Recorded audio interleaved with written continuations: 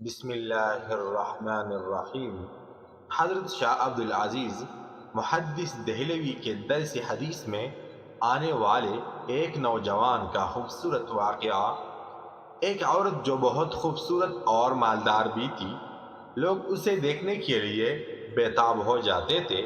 ایک روز وہ ایک نوجوان کو دیکھتی ہے، لیکن وہ بغیر اس کے طرف دیکھے سر جھکا کر اس کی گلی سے گزر جاتا ہے۔ دیکھنے میں وہ کسی مدرسے کا طالب علم لگتا تھا، لیکن اتنا خوبصورت تھا کہ وہ دیکھتے ہی اسے اپنا دل دے بیٹھی، اور آپ چاہتی تھی کہ وہ کسی طرح اس پر نظر التفات فرمائے، لیکن وہ اپنی مستی میں مگن سر جھکائے زیر لب کچھ پڑھتا ہوا روزانہ ایک مخصوص وقت پر وہاں سے گزرتا، اور کبھی آنکھ اٹھا کر بھی نہ دیکھتا۔ اس عورت کو اب ضد سی ہو گئی تھی۔ وہ حیران تھی کہ کوئی ایسا نوجوان بھی ہو سکتا ہے جو اس کی طرف نہ دیکھے، اور اسے ایسا سوچنے کا حق بھی تھا۔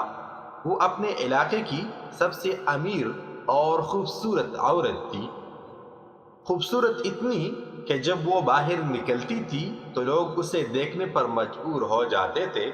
اسے حیرت تھی کہ جس کی خوبصورتی کو دیکھنے کے لیے لوگ ترستے ہیں، وہ خود کسی کو پسند کرے اور وہ مائل نہ ہو، اس کی طرف دیکھنا گوارا نہ کرے۔ اپنی انا کی شکست اور خوبصورتی کی توہین پر وہ پاگل ہو گئی۔ کوئی ایسا منصوبہ سوچنے لگی جس سے وہ اس نوجوان کو حاصل کر سکے اور اس کا غرور توڑ سکے۔ آخر کار شیطان نے اسے ایک ایسا طریقہ سمجھا دیا جس میں پھنس کر وہ نوجوان اس کی بات ماننے بنا رہ ہی نہیں سکتا تھا۔ اگلے دن جب وہ نوجوان اس گلی سے گزر رہا تھا تو ایک عورت اس کے قریب آئی اور کہنے لگی بیٹا، میری مالکن تمہیں بلا رہی ہے۔ نوجوان نے کہا کہ اماں جی، آپ کی مالکن کو مجھ سے کیا کام ہے؟ اس عورت نے کہا کہ بیٹا، اس نے تم سے مسئلہ پوچھنا ہے، وہ مجبور ہے، خود باہر نہیں آ سکتی۔ نوجوان اس عورت کے ساتھ چلا گیا۔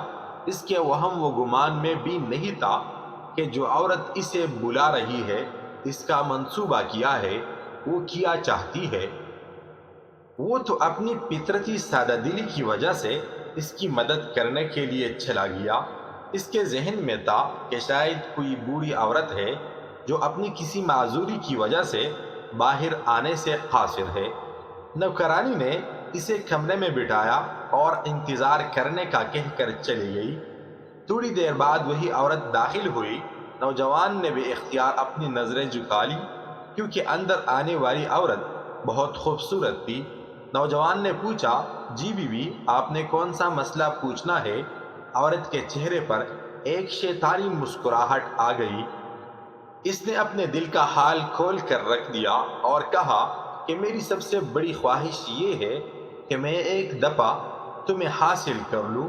نوجوان یہ بات سن کر کھام گیا اور کہنے لگا کہ اللہ کی بندی، اللہ سے ڈرو، کیوں گناہ کی طرف مائل ہو رہی ہو؟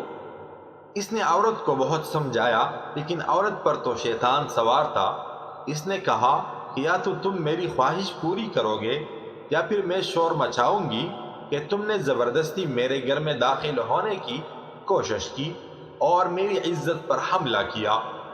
نوجوان یہ بات سن کر بہت پریشان ہوا۔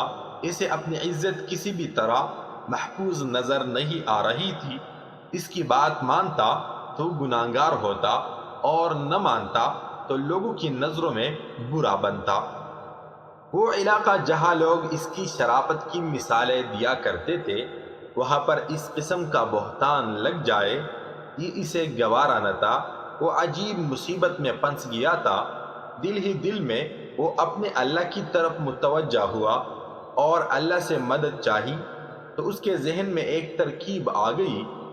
اس نے عورت سے کہا کہ ٹھیک ہے، میں تمہاری خواہش پوری کرنے کے لیے تیار ہوں، لیکن پہلے مجھے بیت الخلاء جانے کی حاجت ہے۔ عورت نے اسے بیت الخلاء کا بتا دیا۔ اس نوجوان نے اندر جا کر ڈھیر ساری غلاظت اپنے جسم پر مل لی اور باہر آ گیا۔ عورت اسے دیکھتے ہی چلا اٹھی کہ یہ تم نے کیا ظلم کیا، مجھ جیسی نفیس طبیعت والی کے سامنے اتنی گندی حالت میں آ گئے ہو، دپا ہو جاؤ، نکل جاؤ میرے گھر سے۔ نوجوان فوراً اس کے گھر سے نکل گیا اور قریب ہی ایک نہر پر اپنی آپ کو اور اپنے کپڑوں کو اچھی طرح پاک کیا اور اللہ تعالیٰ کا شکر ادا کرتا ہوا واپس مدرسے میں چلا گیا۔ نماز کے بعد جب وہ سبق میں بیٹھا تو تھوڑی دیر بعد استاد نے کہا کہ آج تو بہت پیاری خوشبو آ رہی ہے، کسی طالب علم نے خوشبو لگائی ہے۔ وہ نوجوان سمجھ گیا کہ اس کے جسم سے ابھی بدبو نہیں گئی اور استاد جی کہہ رہے ہیں۔ وہ اپنے آپ میں سمٹ گیا اور اس کی آنکھوں میں آنسو آ گئے۔ تھوڑی دیر بعد استاد جی نے پھر پوچھا کہ یہ خوشبو کس نے لگائی ہے، لیکن وہ خاموش رہا۔ آخر استاد نے سب کو ایک ایک کر کے بلایا اور خوشبو سونگھنے لگا۔ اس نوجوان کی باری آئی تو وہ بھی سر جھکا کر استاد کے سامنے کھڑا ہو گیا۔ استاد نے اس کے کپڑوں کو سونگھا تو وہ خوشبو اس کے کپڑوں سے آ رہی تھی۔ استاد نے کہا کہ تم کیوں نہیں بتا رہے تھے کہ یہ خوشبو تم نے لگائی ہے؟ نوجوان رو پڑا اور کہنے لگا کہ استاد جی اب اور بدنامی نہ کرے، مجھے پتا ہے میرے کپڑوں سے بدبو آ رہی ہے، لیکن میں مجبور تھا۔ اور اس نے سارا واقعہ استاد کو سنایا۔ استاد نے کہا میں تمہارا مذاق نہیں اڑا رہا تھا، خدا کی قسم تمہارے کپڑوں سے واقعی ایسی خوشبو آ رہی ہے جو میں نے آج سے پہلے کبھی نہیں سونگھی، اور یقیناً یہ اللہ تعالیٰ کی طرف سے ہے کہ تم نے اپنے آپ کو گناہ سے بچانے کے لیے اپنے آپ کو گندگی لگانا پسند کر لیا، لیکن اللہ نے اسی گندگی کو ایک ایسی خوشبو میں بدل دیا جو کہ اس دنیا کی نہیں لگتی۔ کہتے ہیں کہ اس کے ان کپڑوں سے ہمیشہ ہی وہی خوشبو آتی رہی۔ سبحان اللہ، ماشاء اللہ۔ 40 سال کی عمر میں 20 کا دکھنا چاہتے ہیں تو منہ دھوتے وقت چہرے پر کیرے کا رس لگا لیا کرے۔ مرد اتنا ہی بوڑھا ہوتا ہے جتنا وہ محسوس کرے، اور عورت اتنی ہی بوڑھی ہوتی ہے جتنی دکھائی دے۔ جس نعمت میں ناشکری ہے وہ ہمیشہ نہیں رہ سکتی۔ اپنے غموں کو دور کرنے کا سب سے بہترین علاج خود کو اپنی معاشی نظام کو بہتر بنانے میں مصروف کر لینا ہے۔ ببرشیر کی طاقت حاصل کرنے کے لیے یہ غذائیں ضرور کھائے: کالے چنے، شلجم اور لسوڑے۔